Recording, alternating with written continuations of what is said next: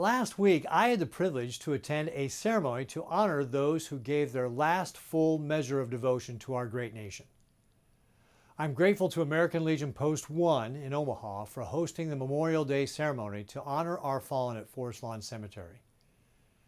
Memorial Day this year was special as we also celebrate America's 250th birthday. Throughout our country's history, Nebraskans have laid down their lives to defend our freedoms. We honor all of our heroic Nebraskans who lost their lives in service to our country. We also express our gratitude to their loved ones for their sacrifice. We are the home of the free because of the brave. As we celebrate America's birthday, we reflect on what has led to 250 years of success. From our founding, we've affirmed that our people have the right to life, liberty, and the pursuit of happiness. We've created a country where any American, regardless of who they are, can achieve the American dream through hard work and determination. Our values have inspired generations of Americans and secured our role as the global technology, economic, and military leader. We have a lot to celebrate. We also need to consider what it will take to secure the next 250 years.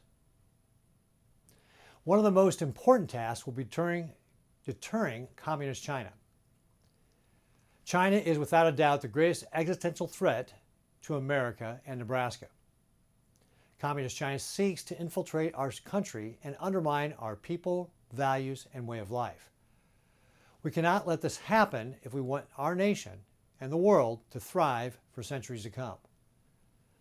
That's why I've made it a priority to attend the Shangri-La Dialogue in Singapore the last couple of years. This conference brings together leaders from North America, the Indo-Pacific, and Europe, and beyond to discuss important security issues. I attended again this year and had important conversations about deterring Communist China and bolstering our national security. Let me share a few takeaways. First, we need to strengthen our military cooperation with allies and partners in the region. This includes shoring up our own defense industrial base. Ensuring our war fighters, as well as those of our allies and partners, have the capabilities they need to counter and deter Communist China. It's absolutely critical. We also need to recommit our support for allies and partners who have fallen victim to Communist China's malign aggression and economic coercion. Peace, stability, and prosperity in the Indo-Pacific are good for America. We need to secure this. I also had a few conversations about improving trade relations. We know that China is not a good trade partner. Identifying new opportunities in the Indo-Pacific will reduce our reliance on Communist China and expand market access for our farmers and ranchers. I've also introduced the Market Act, which I've shared before, to identify new markets for our ag community. I'm grateful for the opportunity to advocate for Nebraskans both in the Senate and on the world stage, and I remain committed to doing my part to ensure future generations can celebrate the America we all know and love. This brings me to the work that needs to be done on the Senate floor today. To protect Americans and our national security, we must fund the Border Patrol and ICE. Senate Republicans have a narrow bill to do this. Our bill only funds Border Patrol and ICE. Senate Democrats refuse to vote for it, putting every American at risk. Their refusal is a clear threat to our national security.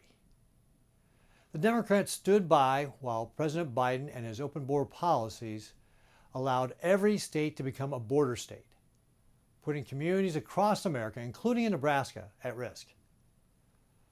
They released at least 99 illegal aliens on the terrorist watch list into American communities, including 3 with potential ISIS ties.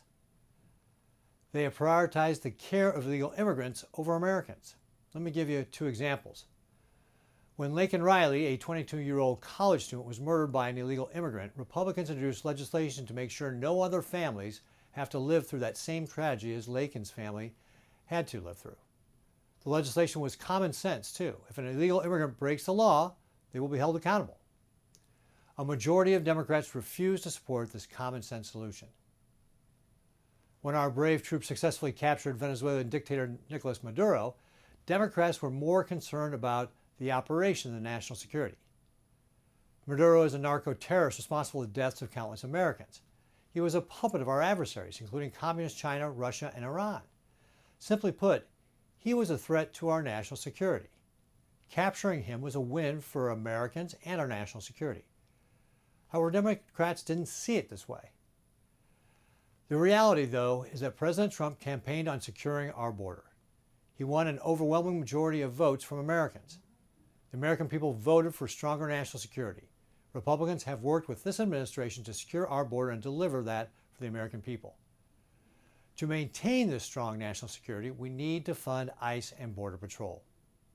I'm ready to vote with my Senate Republican colleagues today. Democrats cannot delay this vote any longer. We must get this done for the American people. Everything else is a distraction.